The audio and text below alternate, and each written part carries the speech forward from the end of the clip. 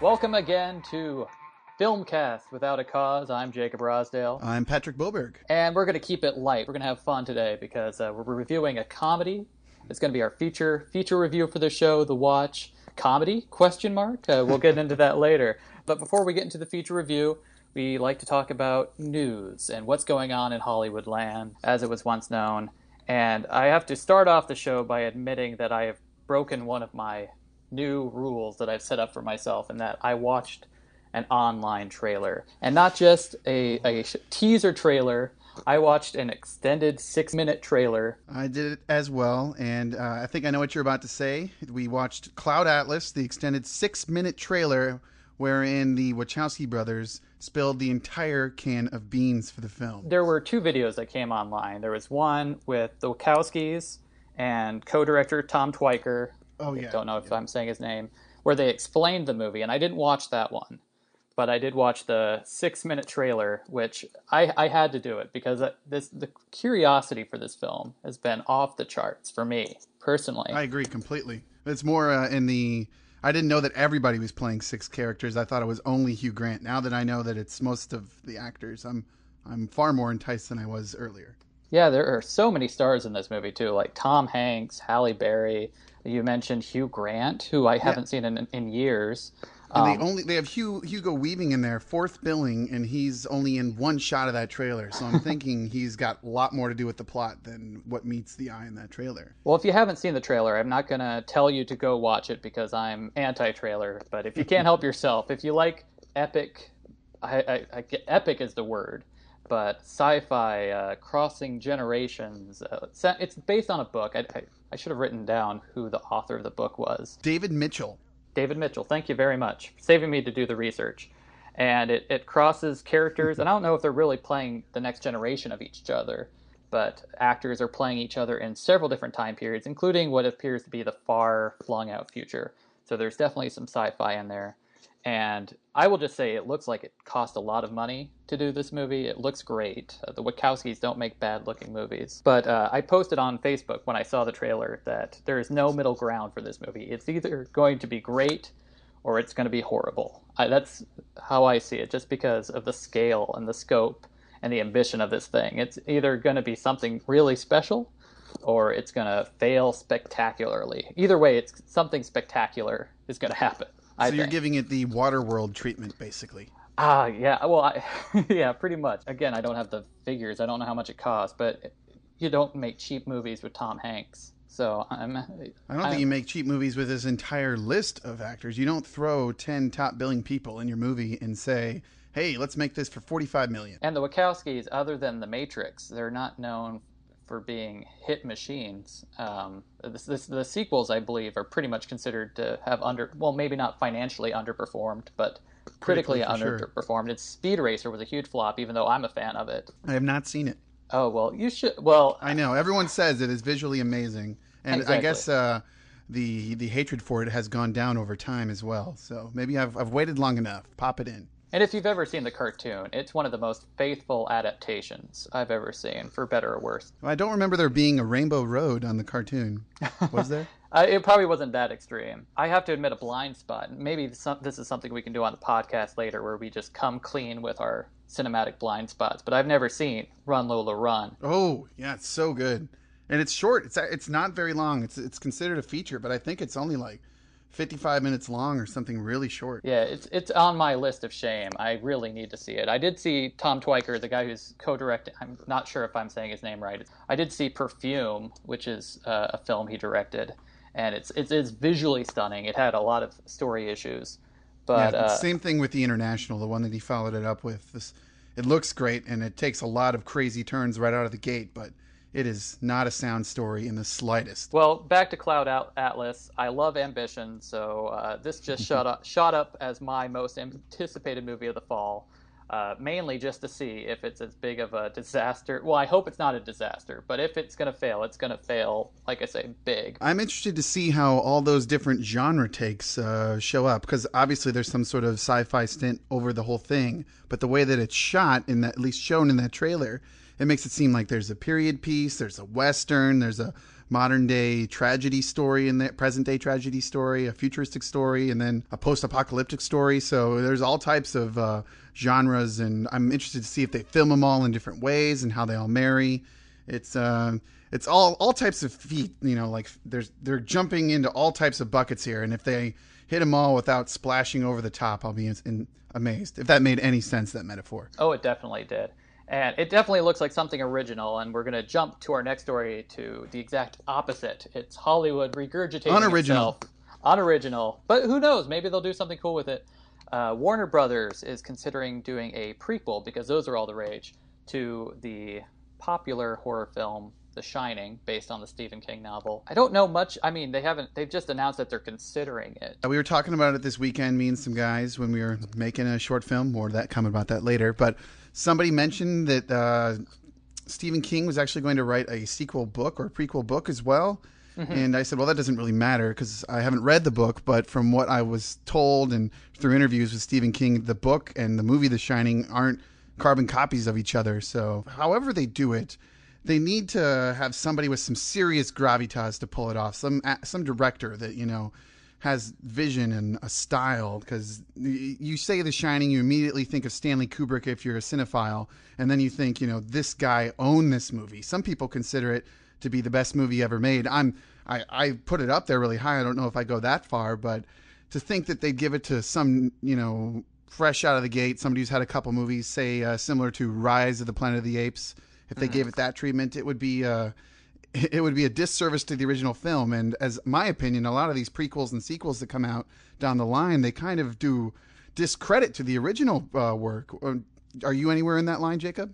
I actually am. The book is famously different from the novel, so much, in fact, that Stephen King later wrote the screenplay and made a miniseries on ABC starring Steven Weber that was beat for beat faithful to his novel.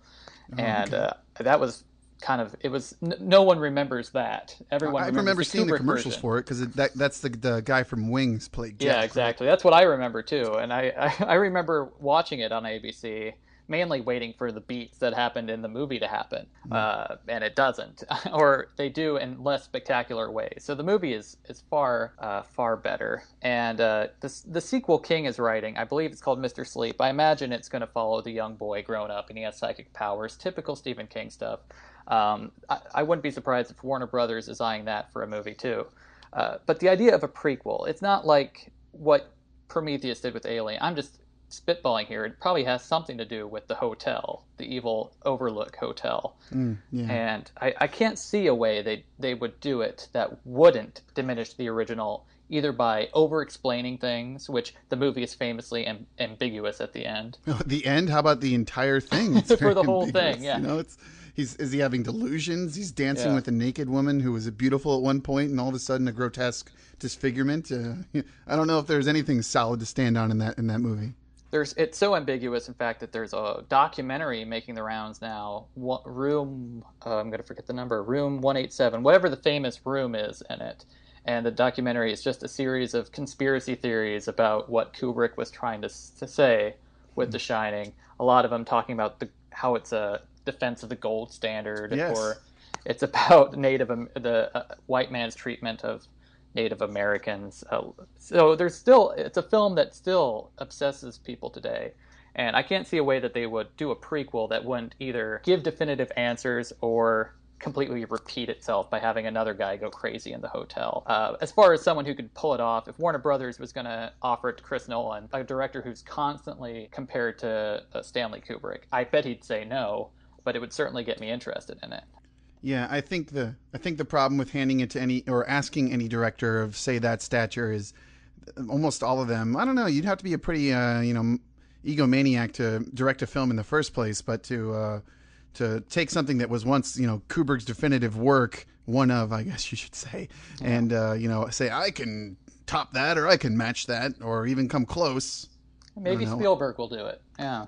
Well, should we push on to our last? It's the Pick'em segment where we talk about one of your favorites. Well, one of my favorite filmmakers, and actually my affection for him goes back to television. And I'm not talking about Joss Whedon. I'm talking about J.J. Abrams, who in the recent years has become a big Hollywood mogul. His production company, Bad Robot, has produced the last 2 Mission Impossible sequels. It did Star Trek, and Cloverfield was a big hit. It also did Morning Glory, that romantic comedy with Rachel McAdams and Harrison Ford, but we don't need to talk about that so much. But anyway, Bad Robot has a... We're talking back again about original premises. Bad Robot has become a place that nurtures these original ideas, and there's a bunch of them on the list, and I'm just going to rattle some off, and we'll talk about which ones... It's hard to talk about which ones we think are most interesting, because I think what makes Bad Robot so successful is that they're very good at keeping things close to the vest and keeping an air of mystery about them. But among the things that they're developing, announced this week was an earthquake film that's to be screenwritten by Dustin Lance Black, the screenwriter of Milk, and J. Edgar, and a sci-fi film called Collider with Edgar Wright, a micro-budget sci-fi film. A micro-budget is like the Paranormal Activity or Chronicle films that are done really cheap, called God Particle, and a Nazi hunting thriller called Wunderkind, or Wunderkind. I don't know how you would actually say it. But looking at that list, like I said, it's hard to know what any of them will be. But I think I know where you're going to go with where your interest is at. But tell me which one of those projects I just rattled off is speaking to you. Well, obviously my first choice would be Collider, just because I'm such a Edgar Wright fan. I'll see anything he's done, and probably will do. But I'd like to see a disaster movie that has to do with natural disasters that's not Roland Emmerich crazy. I think J.J. Abrams might be able to pull off an earthquake film, or, produce one that's actually watchable and not just complete, CGI orgy on the screen. And that's exactly where I was going, especially when you get a Oscar-winning screenwriter, Dustin Lance Black. I think your expectations are that it's going to be character-focused.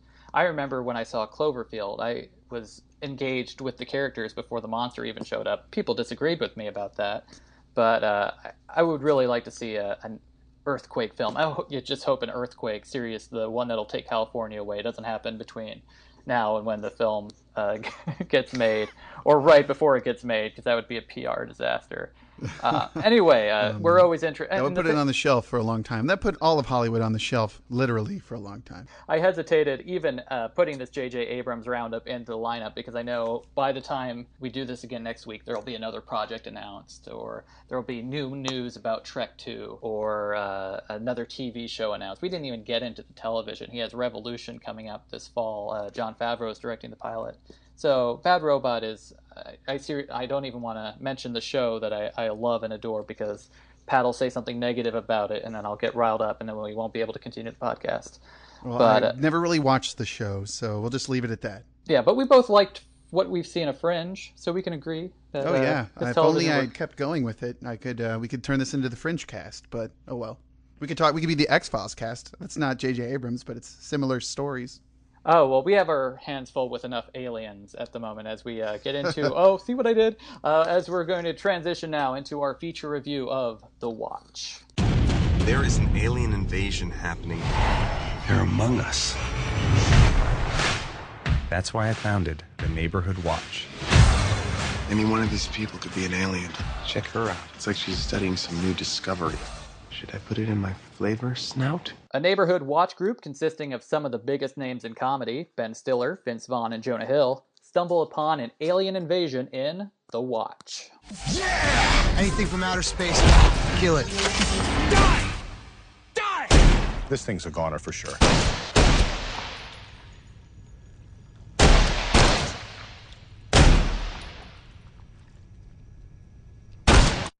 Pat, last week when you and I were discussing what to review for this week's show, you suggested we review Beasts of the Southern Wild, a film that made a huge splash at the Cannes Film Festival, and it's already buzzed about as one of the best films of the year. And when we found out that Beasts wasn't going to make it to my town for another week, we discussed briefly maybe catching up on a film we've missed in the theaters, or possibly a DVD review, but no. I pushed that we review The Watch. I was looking forward to it because of the cast, and the fact that it was directed by Akiva Schaffer of The Lonely Island, who previously brought us the cult classic Hot Rod. So, Pat, do I owe you an apology, or are you going to be buying me dinner the next time I'm in Des Moines for being able to treat you to this wonderful movie. It's not an apology because there were times that I laughed, but man, were there some serious droughts in this film. I feel like maybe it's just that they were having too much fun and Akiva didn't want to cut very much because there were times where it was obvious they needed to rein in Vince Vaughn, but at the same time, there were parts where I was chuckling. He's the ultimate party guy. I really don't have too much to say about it. Where do you want to go with it, Jacob? I would be lying if I said it was light on laughs, because I did laugh quite a bit throughout the film's runtime. But there were long gaps in between laughs, between good laughs. And I blame it all on a lame script. I felt like there was a lot of riffing going on. Oh, absolutely. There's all sorts of misdirects involving characters who are aliens, who aren't aliens, but those are things that you can see coming in any type of storyline. It just didn't seem like any of that stuff worked, and you could see it coming from miles away. And even the great reveals that happened towards the end, it's like, yeah, okay, just based on the way that this was building, that was obviously going to happen. I don't know what they thought they were trying to sneak by us. It was almost like script writing 101, but getting a C in it. Yeah, and the script, we should add, is written by Seth Rogen and his co-writer Evan Goldberg, who Evan Goldberg at least wrote Goon, which is one of your favorite movies of the year, and I recently caught up with it, and it's a pretty good movie, but they really just cashed this one in, I have a feeling, and just, we're casting, we're paying Ben Stiller, we're paying Vince Vaughn, we're paying Jonah Hill, so we're just going to let them riff and earn their paycheck is what it felt like a lot to me. And they're definitely playing the tight. Ben Stiller has played this uptight guy so many times now. And I want to say who I was disappointed in was Jonah Hill. Really? I've been praising and defending Jonah Hill. To me. You've been defending him to me. I am not a Jonah Hill fan. After Moneyball and after 21 Jump Street, I was like, this guy is diversifying. But in his character, when they first establish him, he's going to be this kind of introverted, like weird outsider, but as the film goes on, he just starts becoming Jonah Hill, and I think that comes out mainly in the parts where the actors are just riffing. I think he's a great improviser, but all of his improvisations are these dirty jokes that we've come to know from Jonah Hill. But I'm not saying he's a bad actor. I just think in this role, I think he let it go. I'll tell you where this movie actually worked for me, and that was in the third act. I agree. That was the only time the movie was worth anything. Because the rest of it moves so slowly, and it sets up family conflicts with each of the characters, and there's this really lame mystery filled with obvious red herrings. But when in the third act, it actually becomes an action comedy, and it starts playing with genre, and it's kind of exciting, and it's kind of gross, and it's over the top, and that's what I wanted the movie to be. And it finally became that way too late in the game. I can see myself watching it on FX if it came on, but I really can't recommend it. Pat? Would I recommend it? No, I wouldn't, but it did at least have an actor who I want to see more and more of, and that's Will Forte. He's nothing special in it, but I liked him and his constant throw to his partner Chucho, which was so dumb, but I don't know, just him saying Chucho was always funny to me. I laughed at Will Forte more than I do typically, so I would say he was good in it. And there's one cast member who I really enjoyed, and we'll talk about that in the next segment. I wrote a whole blog post about it, actually. Ooh. But The Watch is rated R for some strong sexual content, including references, pervasive language, and violent images. If you take our advice and wait to see The Watch until it comes to DVD or late night cable, you might be more interested in what we're offering new on DVD. Unfortunately, this week, the week of July 31st, it's another week light on major releases. Detention, which is a high school set horror comedy starring Josh Hutcherson and Dane Cook. Some positive buzz on some internet sites I frequent, so if you like Scream, maybe check it out. I watched the trailer. I don't think I will be checking it out, but there you have it. Le Havre. I don't know how you say it. Sounds good. Le Havre. Latest film by the Finnish director Aki Kaurismäki, and this is in French and is about a shoe shiner who befriends a young immigrant boy. And people I know who have seen this have raved about it, and it's coming out in its initial release by Criterion, so take that for what it's worth. Sounds like a pretty rehashed story, if you ask me. Another shoe shine movie? Come on. Exactly. And this isn't a film, but I included it anyway because it was the major release, I thought. Hatfields and McCoys, the History Channel miniseries from director Kevin Reynolds, who previously brought us Waterworld and Robin Hood, Prince of Thieves. I do not have cable, but I am definitely looking forward to this. And if my dad's listening, cover your ears. It's going to be his Christmas present. They don't make a lot of Westerns for the cinema nowadays. This was a big hit. I watched about half of it. I might finish it someday. Still sitting on my TiVo. But was it an interesting watch, the half you did see? Any part with Kevin Costner or Bill Paxton, I really liked. There's a Romeo and Juliet-esque love story that kind of wore on me a little bit. I'll finish it someday. Well, Jacob, you promised us a little more insight into your main man from the watch, Richard Ayoade. Spill the beans, sir. What do you like about this gentleman? Yes, well, probably one reason I was really pushing for us to review the watch was to see Richard Ayoade. He is a writer, director, actor from the UK who I have written a blog post about extolling my affections for this man who has done a lot more stuff behind the camera than in front of it. Two things I want to recommend up front, which I write about much more in the blog piece, are Garth Marenghi's Dark Place, which was a television series that lasted all of 6 episodes in the UK, which follows a hack writer who created this show called Dark Place in the mid-'80s. He claims, this is the character Garth Marenghi, that it was too extreme for the networks, so it never aired. But when we actually see it, and it's very much a genre pastiche, it's done in the style of a bad 80s television series, we realize why it didn't air. And it's filled with like a mockumentary, mock interviews with the cast and crew. It's hilarious. I'm one of the few people you'll meet who've written more books than they've read. I felt I'd taken the novel as far as it could go. I guess it was inevitable that my imagination would make the move to television.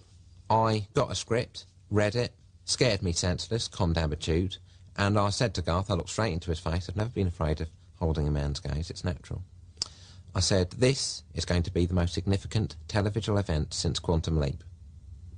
And I do not say that lightly. It has not been made available in the United States, so you have to watch it online.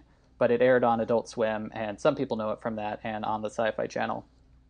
Richard Ayoade also directed one of my favorite films from last year, Submarine, which is a coming-of-age story. In the blog post, I even say this. If I could describe the film without mentioning Wes Anderson, I would, but I can't. That's pretty good shorthand to explain how this guy makes movies. But it was a very effective film, and that I think is on Netflix Instant. So check out Submarine. I also wanted to mention quickly, Chris Marker, a French New Wave filmmaker, died today, the day we're recording this, at the age of 91. He made art and essay films, his most famous films, and they're the only 2 I've seen, and they come bundled together by Criterion, La Jetée and Sans Soleil, which means sunless, and I think La Jetée means the pier or something. And La Jetée is a movie that's only half an hour long, and it consists mostly of still images, and it was the basis of the film 12 Monkeys. So it's really gorgeous. It's a very unique film. You haven't seen anything like it. Sunless is more of an essay. It's a poem, kind of using seemingly random footage, lots of stock footage of Japan, and it's about 100 minutes long. It's about as accessible as you'd expect from that description. It's been years since I've seen it, and so I'm not doing it a good service, but it's a very influential film. La Jetée I can recommend to almost anyone because it's only half an hour long. It's done in this very unique way. He's a true artist who brought a lot to cinema in his 91 years, so I just want to give a quick shout out to Chris Marker. Now that I'm done talking about dead people, I want to hear about your weekend, Pat. I'm so sorry I couldn't be in Iowa. Yeah, last week I mentioned this, that I had a team in the 48-Hour Film Festival film project in Des Moines called Team Tiny Explosions. I was the leader, a bunch of people from where you and I met at our old job at a nonprofit television station in Iowa. They were on the team being the production side, and a lot of my friends from high school and college were on the acting side. And it turned out pretty, I don't know, to us it was absolutely hysterical. Sometimes you get in your head, it's like, is this an in-joke or is this an out-joke? Meaning, are people out there going to laugh as well, or is it only the people who are watching it who think it's funny? But you and I have both done the 48-Hour Film Festival before. I think you co-led a team years ago, correct? Oh, well, I was given the title of co-leader. For those of you who don't know what the 48-Hour Film Festival is, basically you're given, it's basically an improv game. You're given, what are the categories? Every team that's in the contest gets the same character, the same line of dialogue, and the same prop. And then after that's been given, everybody picks a genre out of the hat. And they have 48 hours. They say, go make this film, turn it in, and you got to cross the finish line by 7:30 on Sunday. So 7:30 on Friday you leave with all that stuff. 7:30 on Sunday you turn it in. This year, our team was everybody was given the character of Chris Samuels, who's a musician. The prop was coloring books, and the line of dialogue was "Let's do it," or if you don't like to contract your words, it was "Let us do it." It's just high stress experience to get this movie together. That's kind of why I envy you guys for doing it and having a good time, because each time I did it, there's always one person, and I think maybe it's my control freakiness that keeps me from fully enjoying it, that another control freak gets in the way and it becomes a battle of the wills. Well, before our mutual friends from our old job committed to the team, I was the only person on the team who had any technical skill in producing and editing and all of that. And some of the guys that were committed were a little worried. And I actually think after doing it this way, with only about 3 or 4 people who knew how to edit and say write something professionally, a story or a script, that's the way to do it. When you get too many people in there who know what they're doing when it comes to editing or feel they know what they're doing, that's when people start butting heads and say, they need to get off that computer and let me do it, or they need to stop being so bullish with the story here. You know, it's probably better if there's probably the same way in feature films too. You know, there's the director who's got to be the tyrant, and then everyone else who's not, they get fired. You know, and that's it might sound like a harsh reality, but it's just the way it's got to go. Somebody's got to get in there and lead at some point, and you hope that that's the actual leader. I mean, we didn't have any butting heads this time. In fact, there was far more fermented beverage consumption than fighting, but I think that's definitely the major point to why it was a success, based on people's previous experiences and stories that I've heard, including yours. To walk me through the timeline. It's different for each team, I know, but so I'm curious to how your team broke its time or scheduled its weekend. Well, what we did is 2 of us went to go pick the genre out of the hat and get all the particulars, and that we got all that at 7:30, came back to my house, and 3 of us brainstormed ideas. Myself, my co-director who I've done a lot of short films with recently, Brian Hogan, and then I just invited this kid from Iowa State who graduated a year ago and said he wanted to be on a team. I said, sure, you can just come and hang out the whole time. And it turns out it was just the 3 of us brainstorming. And then about 9 o'clock, everyone else showed up, and we had dwindled it down to 3 possibilities. And that's when we kind of put it out there for other people's, you know, ideas. And we didn't even tell them all of them, just those 3, because you got to keep moving forward. And after that, we spent an hour, you know, joking around, meeting and greeting. We had our one idea, and we spent 2.5 hours writing the script. I was the main guy putting in all the dialogue. People were helping out, sitting around, coming up with good jokes. But we were done by about 1 o'clock in the morning with our script, and we could have been done much sooner. In fact, we might have been done at midnight. We were just, after that, recording some, like a radio announcer and a couple other things. But they say that if you're up super late on Friday night writing your script, you are way behind the 8 ball. Like if it's 4 a.m. and you're not done, you are in serious trouble. So is it safe to say that Saturday was spent shooting it and Sunday post-production, or did you? Yeah. One of my favorite parts from last year was following the hashtag on Twitter for the festival and seeing how other teams were doing. Well, at 9 o'clock, everybody who was staying at my house was just waking up, and I saw another team said, we just wrapped principal photography. And I was like, oh my goodness, what have they been doing all night? We hadn't even started, and we didn't even start till 10:30. So we started shooting at 10:30. We had 6 major scenes to shoot. And then by 6:30, we were all done. And my wife, who generously made food, lunch and dinner for everybody, everyone was eating, and I was already starting to edit. And people were chipping in here and there when someone else needed to direct, so I could start getting the editing process rolling, because that's definitely the thing that takes the longest time. But Sunday, everyone left except for Brian and myself and Brian's wife, and we worked on a song with another person who showed up at midnight. But it was probably some of the most sleep that any team got was from our team. People, the first night we almost everybody was in bed before 1, and the next night I was in bed at 12:30, and got 9 hours of sleep. Great. And was there a rush to get the film done before deadline, or? There were minor rendering issues, and Motion 4 Apple product, the software Motion 4 was crashed on me once, but no big deal. Got in there about 30 minutes ahead of time, and took a relaxed stroll home. Everything's good to go. I will put the trailer for it on the post for this in case people really care. They care. But our film was called Trigger Words, and that's all I'll tell you. If you care more, you can check out the trailer on the post for this vlog. And if for some reason someone listening to this lives in the Des Moines area, is there a chance for them to see all of the films? Oh, very nice, Jacob. Absolutely. Of course, the everybody shoots it, and then the following on one weekend, and then 3 days later on Wednesday, you can see half of the films, screening group A and B, of which Tiny Explosions was in group B. It's at the Fleur Cinema and Cafe, obviously across from the airport on Fleur. And then, of course, that's Wednesday, August 1st, 7 and 9:45. And then there is another one on Thursday for screening groups C and D. I don't know if I'll be going on Thursday, but there are 49 films to see. 46 are in contention because they made it by deadline.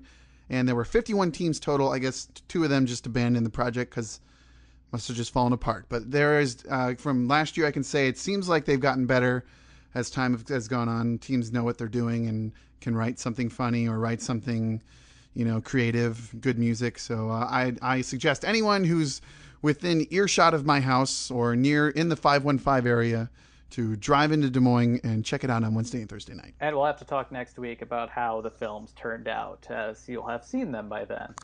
Yep. All right. Well, now we have another special segment that you threw at me 10 minutes before we started to record. Why don't you set that up as well, Pat? We've been kind of light on our blog posts on filmcastwithoutacause.com. Oops. And right before 48, I was getting to think about how do I want this guy to look? I knew that one of my friends / old co-workers was going to be on the team, and he's a cinematographer, a director of photography. He's always thinking about how to make a shot look and the aesthetic to the look.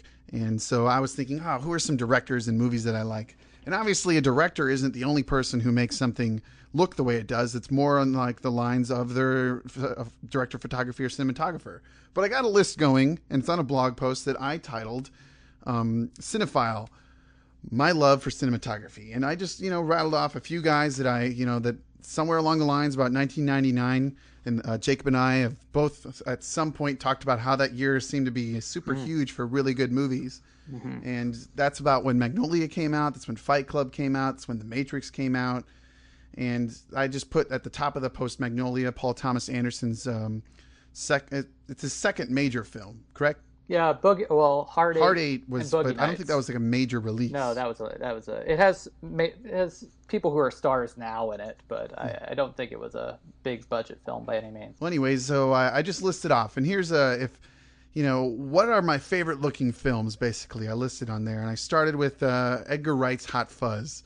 It's a parody movie, but not as like airplane style parody movie or Hot Shots or something like that. It takes everything that's awesome about the buddy cop movie and just throws it all in a bag and puts an original spin on it. It's really good.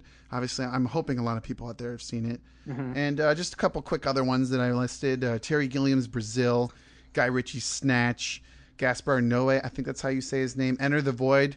Which, if you're writing these down and thinking about seeing them, I would, I've never finished Enter the Void. Yeah, I wouldn't know about telling you to go see Enter the Void. It is graphic, and graphic in every way you could possibly imagine. It's a gorgeous looking film, for sure. Yeah. Watch the credit sequence, if nothing else. So. It's incredible. Any way that you can put a camera and put it any place, it's in that movie. And lastly, my last pick was Darren Aronofsky's Black Swan, because I had to pick one, and he's one of my favorite directors. He's just the king of raw camera movements. And you corrected me, actually, because in the blog post, I said that his movie The Fountain was CGI heavy, but I guess it's not.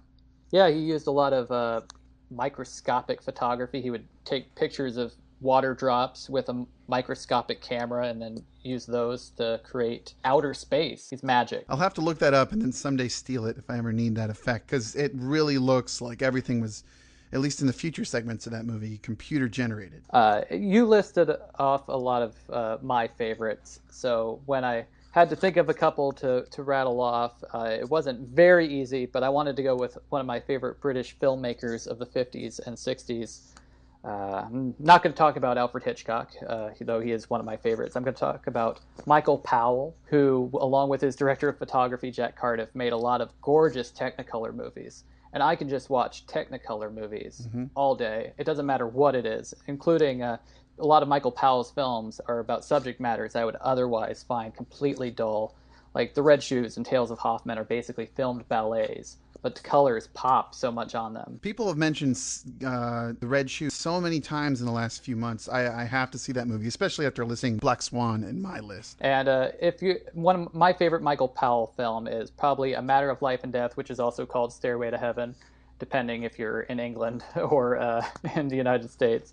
But that just has some great practical in-camera special effects, and it plays with black and white and color in a way, other than The Wizard of Oz, I can't really think of it. And another film of Michael Powell's I really love is called Peeping Tom, which is a thriller that's darker than any Hitchcock ever made, and has a lot of great point-of-view shots. Again, anything that's in Technicolor, I could just watch. I think that's why I'm still drawn to films like War Horse, and the films of Baz Luhrmann, because even though if the story isn't very good, just the way they fill the screen with all these colors remind me of that, the way I feel when I watch a Technicolor film, even though they're shot with much fancier cameras and color process. Well, thank you for going down the old school route, because my list was definitely all modern directors, maybe the oldest being Terry Gilliam with Brazil. And a lot of the ones we've been talking about are formalists. They're very much style driven, so I wanted to talk about realist filmmakers quickly that I really enjoy. And I'm a documentary filmmaker, so when I watch a fiction film that looks like a documentary, that's something that always draws me in a little bit. And I like the films of Ramin Barani, who his director of photography for a lot of his films is Michael Simmons. And if you've seen Man Push Cart or Goodbye Solo or Chop Shop, they look like documentaries, and they really, your brain almost gets fooled into thinking that these are really happening. And Aronofsky's Black Swan and Pi kind of have this kind of gritty feel too. I think it's called neo-realism nowadays.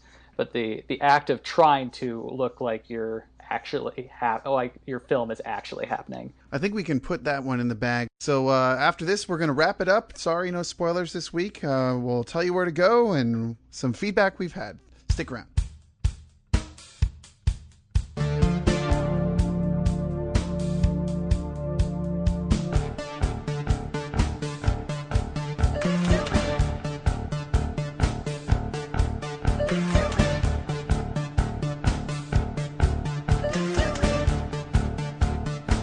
Well, Pat, I'm sad to say it's coming to the end of our show for yet another week. Let's talk about what's coming up in theaters this week, this Friday, August 3rd. We have The Baby Makers. Main stars of it are Paul Schneider and Olivia Munn. There's Diary of a Wimpy Kid, Dog Days, which I think is the third or fourth Diary of a Wimpy Kid movie. I'm ashamed to say I know this, but it is the third. The third. Have you seen the other two? I saw the first one for when we were originally film reviewers, but I have not seen the second one. Well, at least Steve Zahn is getting work. That's all I have to say about that. And there's Total Recall, the remake by director Len Wiseman that I'm kind of looking forward to. But on our show next week, will we be talking about Total Recall or Beasts of the Southern Wild? ? We'll leave that in the air. And we got some feedback this week on Google Plus of all places. Mr. Ed H. left us the following message. Wow, excellent podcast. Good commentary, intelligent analysis, and fun all wrapped in one. Great job. Thank you, Ed. It's interesting that you guys ranked the Nolan films Batman Begins #1, The Dark Knight #2, and The Dark Knight Rises #3. I thought I was alone in that thinking, and then there's a colon, a dash, and a parenthesis that I believe makes a smiley face. And I wanted to add that I was also surprised that you and Dan, especially Dan, since he seemed so affectionate towards The Dark Knight, ranked him in that order, because that's my order as well. I think we're all in the minority. We are definitely in the minority, because just the people I've heard talking about it on the radio in the last week and a half or so have all been going, Dark Knight Rises, and then Batman Begins, as if it's, the outcast or the boring of the three. Very, very bizarre. And like I think I may have said this on the podcast, I can concede where The Dark Knight is a better movie and has more ambitious and a grander scale, but there's something about Batman Begins and the fantasy elements that I enjoy great. Now we're talking about Batman again. But while we're talking about Batman, there's one other thing I want to plug. It just came to my mind. Kevin Smith, the filmmaker or former filmmaker, recorded 2 separate podcasts that together total their length is longer than the actual film, The Dark Knight Rises, where he talks about The Dark Knight Rises. And it is one of the most entertaining things I've heard about the movie, because he basically gives a beat-for-beat analysis to his co-producer, Scott Mosier. It's on Fat Man and Batman and Smodcast. And the guy nitpicks it. He comes up with nitpicks I never would have thought of. He absolutely loves it. So it's a good sign that how you can still like something but tear it apart as well. And he came up with comparisons to movies like Good Will Hunting that I never would have thought of. Well, the man said when I saw him live in Las Vegas that he doesn't rip apart other people's movies. He's learned to do that because he knows what it takes to make a movie. So even if he doesn't like it, he's not going to tell you he does. Well, he constantly says how much he loves the movie, but he also comes up with funny, profane nitpicks about it that I would not have thought of. Well, enough bat talk, Pat. It seems like our podcast, all I do is promote other people's podcasts. So tell people where they can go if they want to share our podcast or give us a note or something like that. Well, to listen to Filmcast Without a Cause, if you're not listening to it right now, you can go to filmcastwithoutacause.com. Leave us a note there, obviously, is the easiest way to get a hold of us. Right on the blog post where you can download this podcast. Just leave us some comments like Ed did or Nathan has in the past or my brother. And of course, you can always interact with us immediately by following us on Twitter at FilmcastWOAC. That's FilmcastWOAC. And hey, what do you know? Our Gmail address is practically the same thing. It's filmcastwoac@gmail.com. All of those are great ways to interact with Jacob and I. Once again, that is filmcastwithoutacause.com. Oh, and subscribe on iTunes. We're on there. And there are some actual new blog posts, so check it out. Yeah, we'll see if we can keep that rolling. Until next week when we'll review something, I'm Jacob Rosdale. And I'm Patrick Boberg. Bye-bye.